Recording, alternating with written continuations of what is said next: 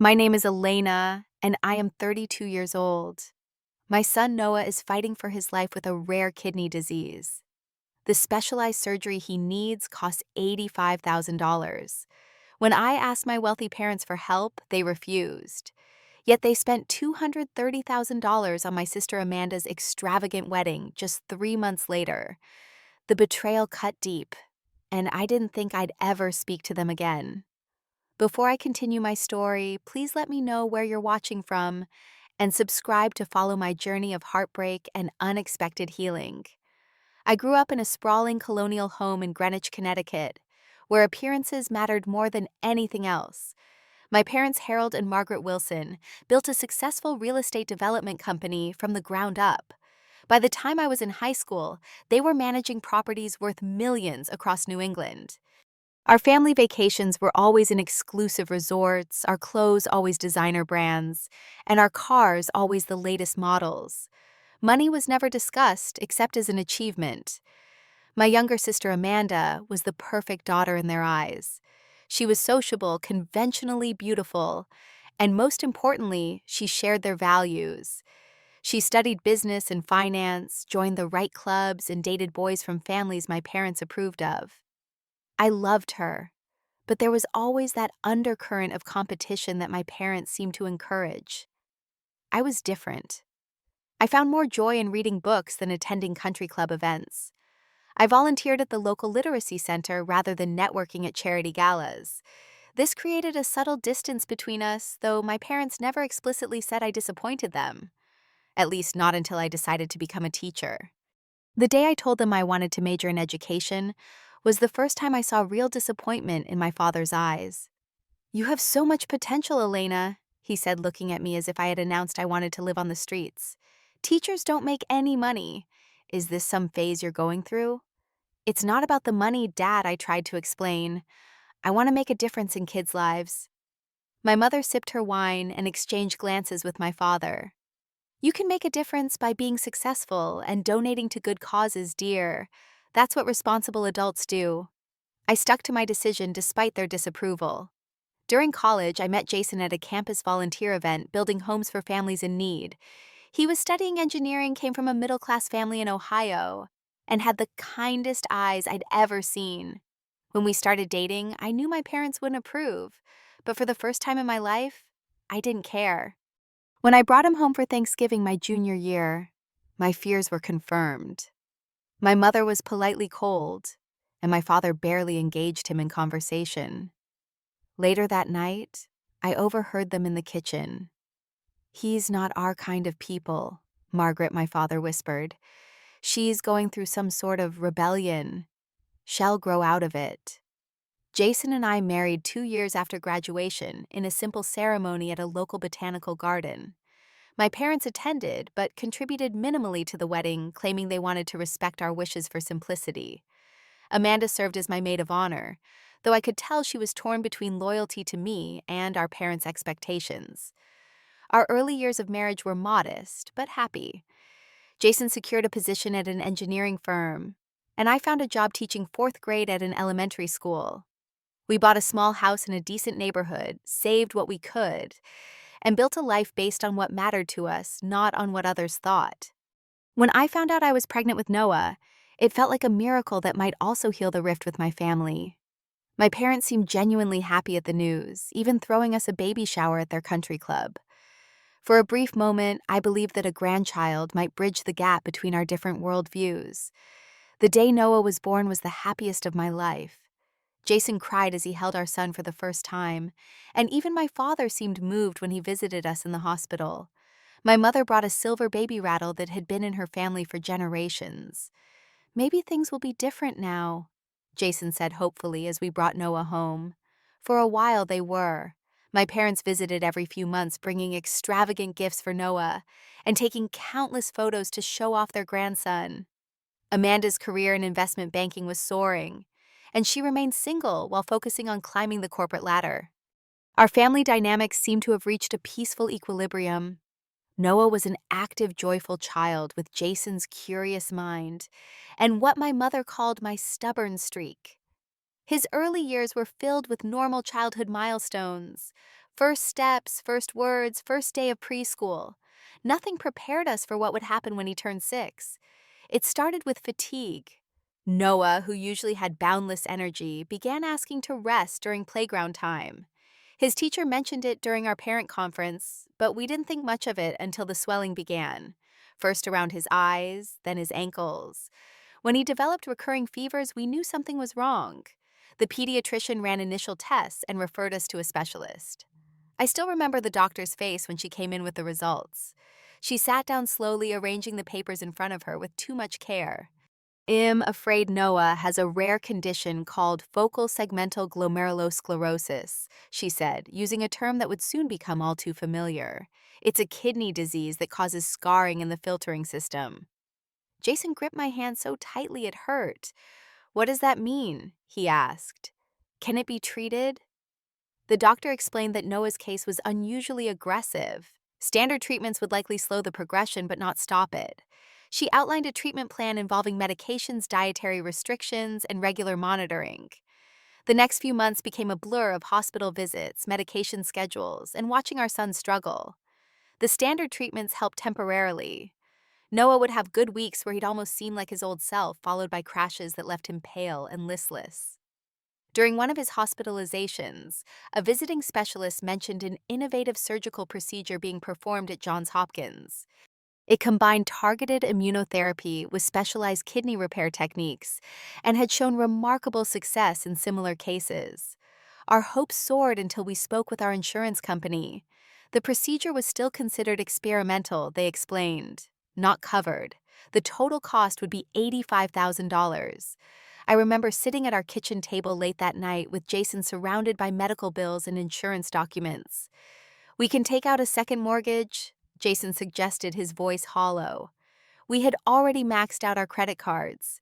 I had taken unpaid leave to care for Noah during his worst episodes. Jason's company had been understanding, but his salary alone wasn't enough. I picked up extra tutoring sessions on weekends. Jason took on consulting projects in his spare time. We sold our second car, then our furniture, then my grandmother's jewelry. Friends organized fundraisers. Our community rallied around us, but the total we needed remained dauntingly out of reach. I hadn't told my parents the full extent of Noah's condition, partly out of pride, and partly because our relationship had cooled again after the initial grandchild excitement wore off. But during a family dinner at their house, when Noah was having one of his good days, I casually mentioned his health issues. Oh, all children get sick, my mother said dismissively. Remember how many ear infections Amanda used to get? Hell bounce back. I wanted to scream that this wasn't a simple childhood illness, but I swallowed my words. Noah was playing with a train set my father had bought him, and I didn't want to upset him. As we were leaving, my mother excitedly shared that Amanda had gotten engaged to Thomas, an executive at her firm. They had been dating for just 8 months. Your father and I will be planning the most beautiful wedding, she gushed. Thomas' family is very well connected. On the drive home, Jason looked at me. Why didn't you tell them how serious it is with Noah? I stared out the window at the passing mansions in my parents' neighborhood. Because I already know what they'll say. Amanda's engagement became the focal point of every family interaction. Thomas came from old money and worked at one of New York's most prestigious financial firms. Their wedding would be, as my mother repeatedly stated, the social event of the season. While Noah was undergoing another round of treatments, my mother called to discuss bridesmaid dresses. I think you'll look lovely in sage green, she said, though you'll need to lose that weight you gained. Have you been stress eating again, Mom? I interrupted. Noah is in the hospital. Again, his kidneys are failing. There was a pause. Oh, Elena, you've always been so dramatic about everything. Children get sick. They've got wonderful medications these days. After that call, I made a decision. We needed help, and my parents had the means to provide it. I scheduled a lunch with them at their club without Jason or Noah.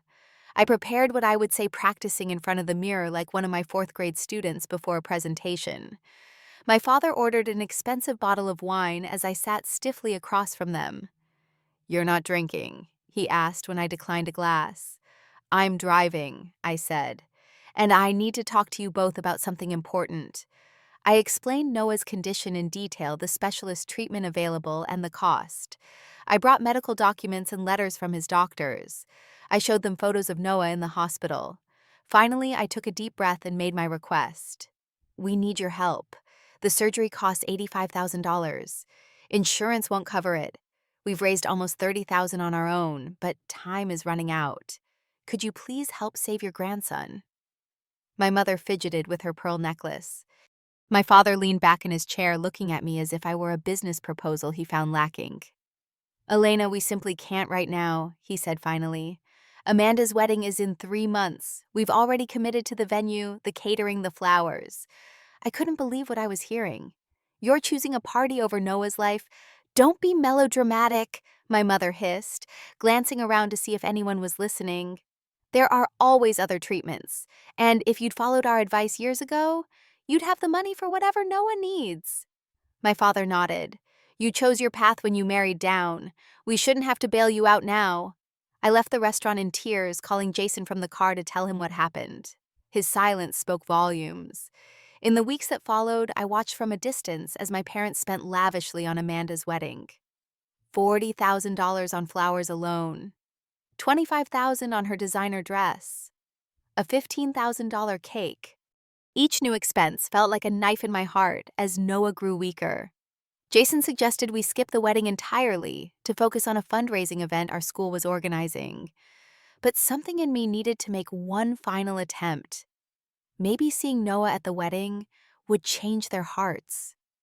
The morning of Amanda's wedding, I helped Noah dress in the little suit we had bought for the occasion. He was excited to be a part of something special, unaware of the family drama swirling around him. Are Grammy and Grandpa going to come to my surgery? He asked innocently as I tied his shoes.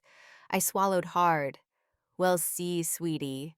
The wedding venue was a historic estate in the Hamptons, with views of the Atlantic Ocean and gardens bursting with imported flowers. Everything gleamed with wealth and privilege. Guests arrived in limousines and luxury cars. Champagne flowed freely, and a string quartet played as servers passed hors d'oeuvres on silver trays. I felt sick watching it all, calculating in my head how each extravagance could have contributed to Noah's surgery fund. Noah himself was quiet that day, more tired than usual. Jason kept a protective arm around him as we navigated the crowd. The ceremony was picture perfect. Amanda looked stunning in her couture gown, and Thomas appeared genuinely in love with her. Under different circumstances, I would have been happy for my sister. Instead, I felt a growing rage that threatened to consume me. At the reception, I watched my father give a toast about the importance of family and making wise choices in life. The irony was too much to bear. When he finished to applause, I made my way over to where he and my mother were holding court with some of their friends. Could I speak with you both privately? I asked, my voice steadier than I felt. We stepped out onto a terrace overlooking the water. Noah was sitting with Jason at our assigned table, picking at food he had no appetite for. I don't know how you're enjoying this, knowing what Noah's going through, I said, my voice breaking despite my resolve. One last time, please. Help us. Help your grandson. My father straightened his tuxedo jacket. Frankly, Elena, your financial problems are your own making. You chose your path when you married down. We shouldn't have to bail you out. My mother nodded. If you had followed our advice, you'd have money for whatever Noah needs. We gave you every advantage and you threw it away. It was as if something broke inside me. Years of seeking their approval, of making excuses for their materialism, of believing deep down that they must love me despite our differences, all shattered in that moment. So this is your final answer, I asked. My son's life means less to you than this display of wealth. Don't be so dramatic, my mother said. Children recover from all sorts of things. I turned and walked away without another word, feeling strangely calm in my devastation. I went to the bathroom and locked myself in a stall where I finally let the tears come. My body shook with sobs as the string quartet played cheerfully in the distance. The bathroom door opened, and I heard Amanda's voice. Elena, are you in here? I wiped my face and stepped out of the stall. Amanda stood there in her perfect dress, looking concerned. What's wrong? She asked. And so I told her everything. About Noah's condition, the treatment he needed, how our parents had refused to help while spending hundreds of thousands on her wedding. I hadn't meant to burden her on her wedding day, but once I started, I couldn't stop. I didn't know, she whispered, her face pale. Why didn't you tell me it shouldn't matter? I said bitterly. They are his grandparents. They should want to help him regardless of who knows. Amanda reached for my hand, but I pulled away. I need to go, I said. Congratulations on your wedding. I hope you'll be very happy. I found Jason and Noah, told them we were leaving, and walked out of the venue without saying goodbye to anyone else. As we drove away, I made a vow to myself that my parents would never have a place in our lives again. By then, Noah's condition had reached a critical stage. His kidneys were functioning at less than 15% capacity. We were running out of time. The days after Amanda's wedding were the darkest of my life. Noah was admitted to the hospital again as his condition deteriorated. Jason and I took turns sleeping in the uncomfortable chair beside his bed, neither of us willing to leave him alone. We listed our house for sale, knowing we would have to move into a small apartment. Every possession that had any value went up for auction. My wedding ring, Jason's collection of engineering books, the antique desk I had inherited from my grandmother. Nothing mattered except saving our son. A local reporter heard about our situation from one of my fellow teachers and asked to interview us. We agreed, hoping the publicity might help our fundraising efforts. The story ran in the newspaper and on the local news station. Parents sell everything to save son. The community response was overwhelming. My students, parents organized bake sales. Jason's colleagues pooled together vacation days so he could take time off without losing income. Our church set up a special prayer and donation event. Slowly, painfully, our fundraising total crept upward. One evening, as I sat beside Noah's hospital bed grading papers while he slept, my phone rang with an unfamiliar number. "Is this Elena Martinez?" a female voice asked when I answered. "Yes, who is this? It's Amanda." My heart pounded.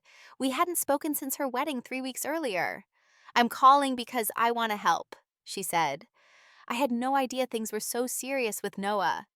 "Well, they are," I said, unable to keep the bitterness from my voice. "He's getting worse every day." There was a pause. "I sold my wedding jewelry," she said finally. "The diamonds Thomas gave me. It's not enough for the whole surgery, but it's $30,000. I'd like to transfer it to your fundraising account." I was speechless. Amanda had always loved jewelry, had always wanted the perfect engagement ring.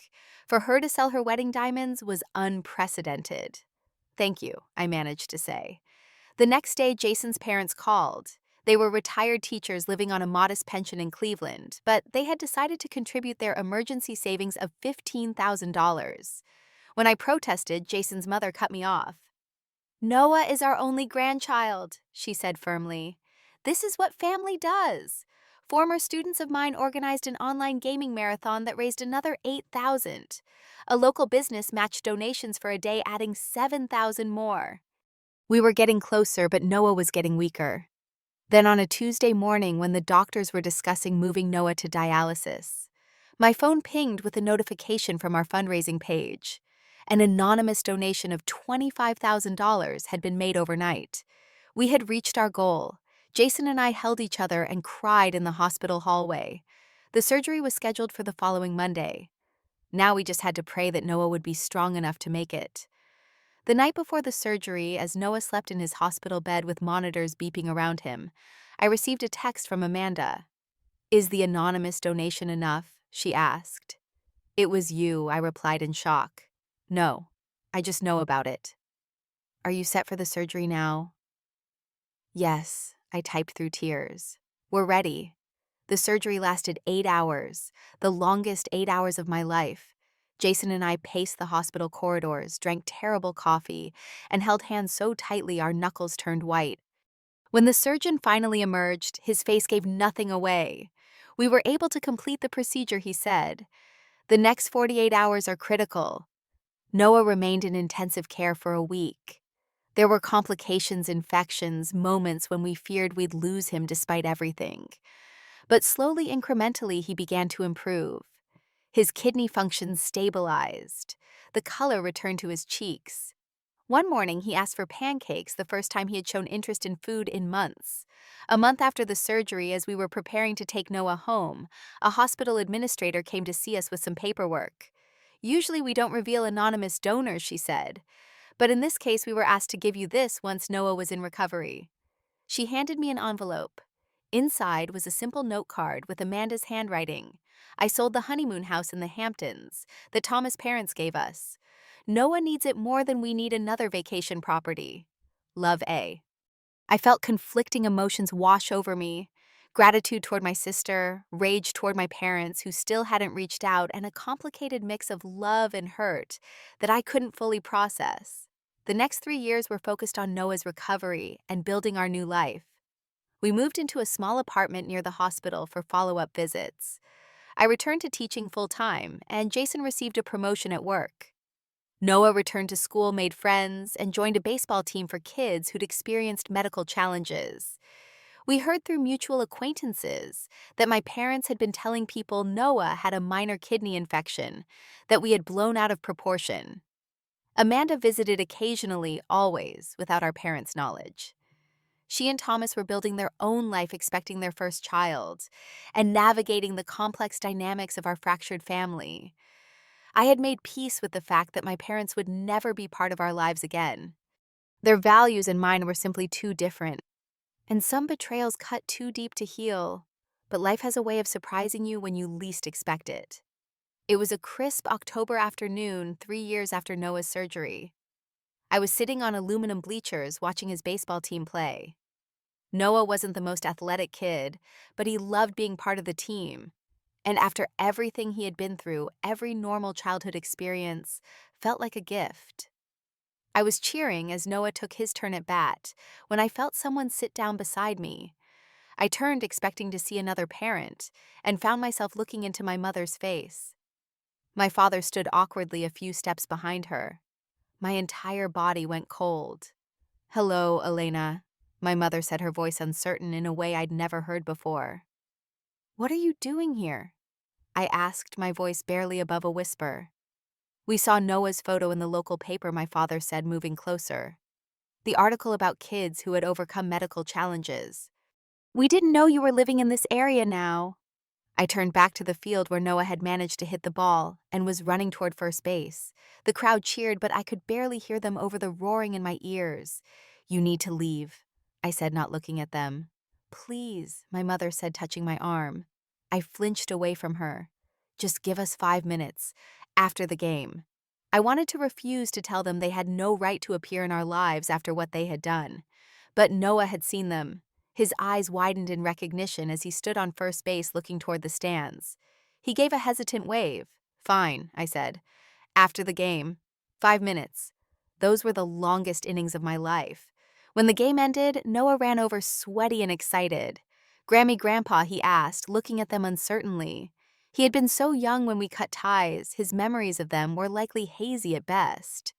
"Hello, Noah," my father said, his voice thick.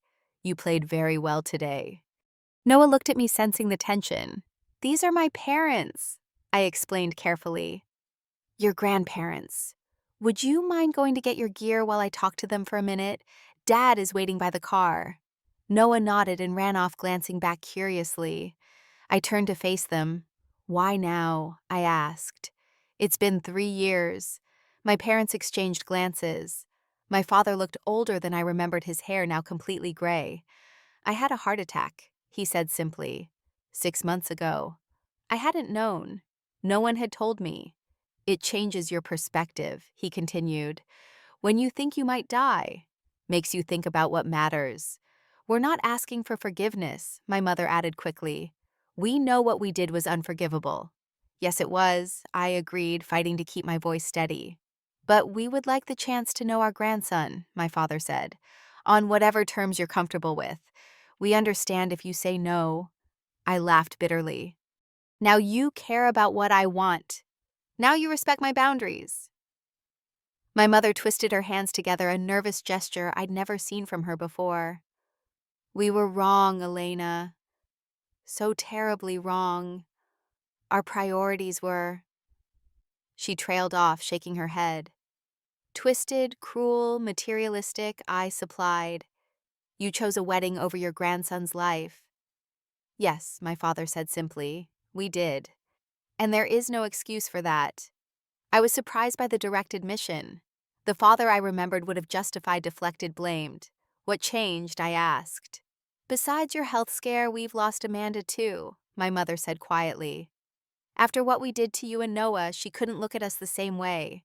She and Thomas moved to Boston. She only calls on holidays, and we haven't met our granddaughter except in photos. That's not my problem, I said, but with less heat than before. No, it's not, my father agreed. None of this is your problem to fix. We're not asking you to fix it. We're just asking for a chance to do better if you'll allow it.